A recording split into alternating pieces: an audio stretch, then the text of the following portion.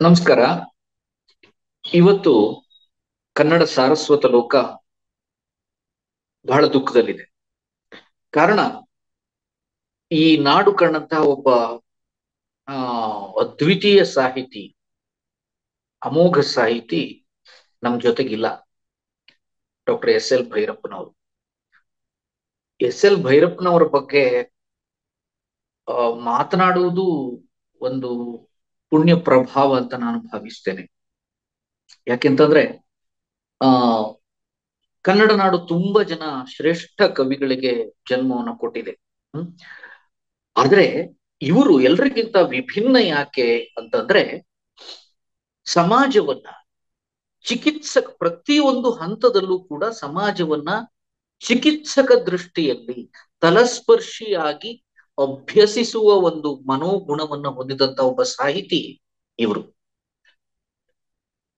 ಇವರಿಗೆ ಜ್ಞಾನಪೀಠ ಸಿಕ್ಕಿಲ್ಲ ಹೇಳುವಂತ ಒಂದು ದುಃಖ ಅವರನ್ನ ಆರಾಧಿಸುವಂತ ಪ್ರತಿಯೊಬ್ಬರಿಗೂ ಇದೆ.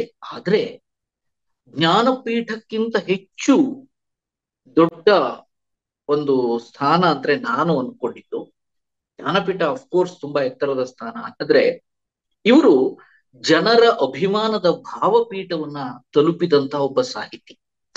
ಅದು ಬಹಳ ಶ್ರೇಷ್ಠವಾದಂತಹ ಒಂದು ಸಂಗತಿ ಅಂತ ನಾನು ಭಾವಿಸ್ತೇನೆ. ಯಾಕೆಂದ್ರೆ ಇವರು ನಮ್ಮ ಸಾಹಿತಿ, ಇವರ ಬರಹ ಅಂದ್ರೆ ನಮಗೊಂದು ಆರಾಧನೆ. ವ್ಯಕ್ತಿ ಮಾತ್ರ ಅಲ್ಲ, ಅವರ ಬರಹವೇ ಆರಾಧನೆಯಾಗಿ ಮಾರ್ಪಟ್ಟಂತ ಒಂದು ಪ್ರಸಂಗ ಇದೆಯಲ್ಲ, ಅದು ಭಾವಪೀಠವನ್ನ ತಲುಪಿದ ಒಂದು ಸಾಹಿತಿಗೆ ಸಿಗುವಂತ ಒಂದು ವಿಶೇಷವಾದಂತಹ ಮನ್ನಣೆ ಅಂತ ನಾನು ಭಾವಿಸ್ತೇನೆ. ಹೀಗಾಗಿ ಎಷ್ಟೋ ಜನರ, ಎಷ್ಟೋ ಸಾಹಿತಿಗಳು, ಎಷ್ಟೋ ಕವಿಗಳು, ಎಷ್ಟೋ ಬರಹಗಾರರ ಭಾವಪೀಠದ ಪ್ರತಿಷ್ಠಾಪಿತ ದೇವರಾಗಿ ಇವರು ಕಂಗೊಳಿಸುವಂಥವ್ರು.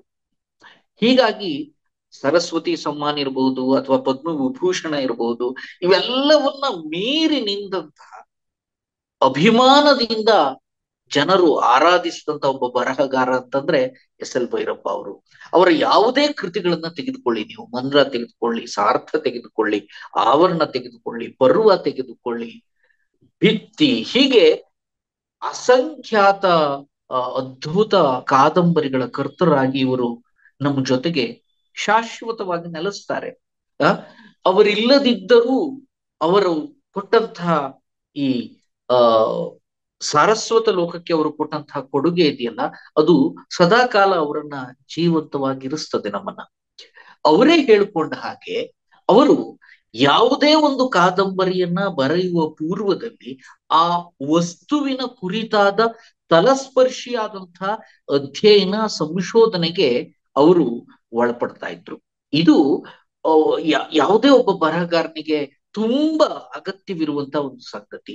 ಹೀಗಾಗಿ ನಾನು ಕರೆಯುವುದು, ನಾನು ಅವರನ್ನ ತಿಳಿಯುವುದು ಚಿಕಿತ್ಸಕ ದೃಷ್ಟಿಕೋನದ ಒಬ್ಬ ಶ್ರೇಷ್ಠ ಬರಹಗಾರ. ಯಾವುದೇ ವಸ್ತುವನ್ನಾಗ್ಲಿ ಒಂದು ಚಿಕಿತ್ಸಕ ದೃಷ್ಟಿಯಿಂದ ನೋಡ್ತಾ ಇದ್ದಂತಹ ಒಬ್ಬ ಆ ದಿಗ್ದರ್ಶಕರು ಇವರು, ಈ ನಮ್ಮ ಆ ಡಾಕ್ಟರ್ ಭೈರಪ್ಪನವರು. ಹೀಗಾಗಿ ಇಂದು ಅವರು ನಮ್ಮನ್ನ ಅಗಲಿದ್ದಾರೆ. ಎಷ್ಟೋ ಅದ್ಭುತ ನೆನಪುಗಳನ್ನ ಬಿಟ್ಟು ಹೋಗಿದ್ದಾರೆ. ಅವರ ಆ ಒಂದಷ್ಟು ಹೇಳಿಕೆಗಳೆಲ್ಲ ಇದೆಯಲ್ಲ, ಅದೆಲ್ಲ ಎಷ್ಟು ನಮ್ಮನ್ನ ತಲುಪ್ತದೆ, ನಮ್ಮ ಭಾವಕ್ಕೆ ಎಷ್ಟು ಸ್ಪರ್ಶಿಸ್ತದೆ ಅಂತಂದ್ರೆ ಅನೇಕ ಇದೆ, ಅನೇಕ ಇದೆ. ಸಂಗೀತದ ಬಗ್ಗೆ ತುಂಬಾ ಅಭಿರುಚಿಯನ್ನ ಇಟ್ಕೊಂಡಂತ ಒಬ್ಬ ವ್ಯಕ್ತಿ ಅವರು. ನನಗೆ ಗೊತ್ತಿರುವ ಹಾಗೆ ನಮ್ಮ ನಮ್ಮ ಕನ್ನಡ ನಾಡಿನ ಶ್ರೇಷ್ಠ ಹಿಂದೂಸ್ತಾನಿ ಶಾಸ್ತ್ರೀಯ ಆ ಗಾಯಕರಾಗಿರುವಂತಹ, ಈಗ ನಮ್ಮ ನಡುವೆ ಇರುವಂತಹ ಪಂಡಿತ್ ಗಣಪತಿ ಭಟ್ ಹಾಸನ್ಗೆ ಅವರ ಜೊತೆ ಒಂದು ಆಪ್ತ ಸ್ನೇಹ ಇದೆ ಅವರಿಗೆ.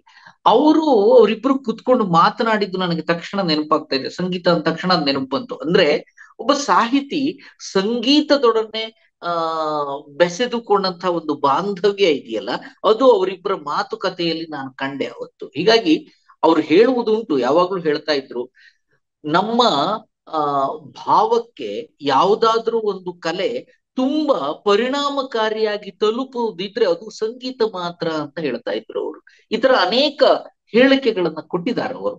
ಹೀಗಾಗಿ ಆ ಡಾಕ್ಟರ್ ಭೈರಪ್ಪನವರ ಬರಹಗಳಲ್ಲಿ ಈ ನೆಲದ ಗಂಧ ಇದೆ, ಈ ನೆಲದ ಸೌಗಂಧ ಇದೆ. ಅವರೇ ಹೇಳ್ಕೊಳ್ಳುವ ಹಾಗೆ, ಯಾವುದೇ ಅವರ ಕಾದಂಬರಿಗಳು ಯಾವುದೇ ಪಾಶ್ಚಿಮಾತ್ಯ ಕಾದಂಬರಿಗಳ ಪ್ರಭಾವಕ್ಕೆ ಒಳಪಟ್ಟು ರಚಿಸಿದ ಕಾದಂಬರಿಗಳಲ್ಲ.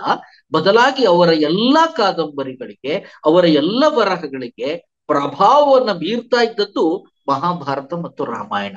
ಏನಿದರ ಅರ್ಥ ಅಂದ್ರೆ, ಅವರೇ ಹೇಳುವ ಹಾಗೆ ಭಾರತೀಯ ಸಂಸ್ಕೃತಿಯ ಬೇರು ಅವರ ಬರಹದ ಅವರ ಬರಹದ ಸತ್ವ. ಭಾರತೀಯ ಸಂಸ್ಕೃತಿಯ ಬೇರೆ ಅವರ ಬರಹದ ಸತ್ವ ಅಂತ ಹೇಳ್ಕೊಂಡಿದ್ರು. ಅಂದ್ರೆ ಅವರ ಎಲ್ಲಾ ಕಾದಂಬರಿಗಳಿಗೂ ಪ್ರಭಾವ ರಾಮಾಯಣ ಮಹಾಭಾರತ ಅಂತ ಅವರೇ ಹೇಳ್ಕೊಂಡಿದ್ದಾರೆ. ಹೀಗಾಗಿ ಭಾರತೀಯತೆಯನ್ನ ಪ್ರೀತಿಸ್ತಾ ಇದ್ದಂತ ಒಬ್ಬ ಬರಹಗಾರ. ಇದು ಬಹಳ ಮುಖ್ಯವಾದಂತಹ ಸಂಗತಿ.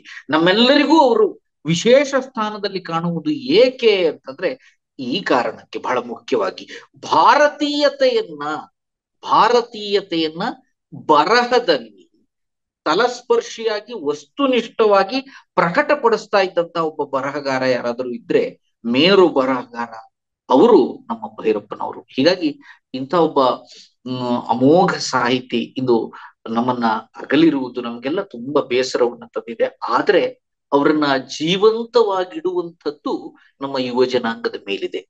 ಈ ಕಾಲಘಟ್ಟದಲ್ಲಂತೂ ಈ ಓದುವಿಕೆ ಹೇಳುವಂಥದ್ದೇ ಇಲ್ಲವಾಗಿದೆ. ಇಂತಹ ಸಂದರ್ಭದಲ್ಲಿ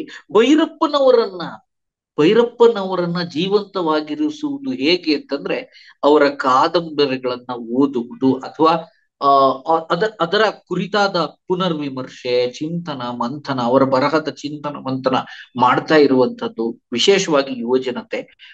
ಆ ಮೂಲಕ ಅವರನ್ನ ನಾವು ಸದಾಕಾಲ ಬದುಕಿಸ್ಕೊಂಡಿರ್ಲಿಕ್ಕೆ ಸಾಧ್ಯ ಇದೆ. ಅವರ ಅವರ ಜೀವಂತಿಕೆಗೆ ಅದೊಂದು ಒಳ್ಳೆಯ ನಿದರ್ಶನವಾಗಿ ನಮಗೆ ಕಂಡು ಬರ್ತದೆ, ನನಗೆ ಈಗ ತಕ್ಷಣ ಅನಿಸ್ತಾ ಇರುವಂತದ್ದು. ಹೀಗಾಗಿ ಅವರ ಆತ್ಮಕ್ಕೆ ಸದ್ಗತಿಯ ಪ್ರಾರ್ಥನೆಯನ್ನ ಬಹಳ ನೋವಿನಿಂದ ನಾನು ಹೇಳ್ತಾ ಇದ್ದೇನೆ. ಅವರ ನೆನಪು ಚಿರಂತನ, ಅವರ ಬರಹ ಚಿರಂತನ. ಹೀಗಾಗಿ ಅವರ ಅಗಲಿದ ಈ ಚೇತನಕ್ಕೆ ಅವರು ತುಂಬಾ ಅದ್ಭುತವಾದ ಜೀವನದ ಚೈತ್ರ ಯಾತ್ರೆಯನ್ನ ಕೊನೆಗೊಳಿಸಿದ್ದಾರೆ. ಹೀಗಾಗಿ ಅವರ ಆತ್ಮಕ್ಕೆ ಸದ್ಗತಿಯ ಪ್ರಾರ್ಥನೆ ನನ್ನದು.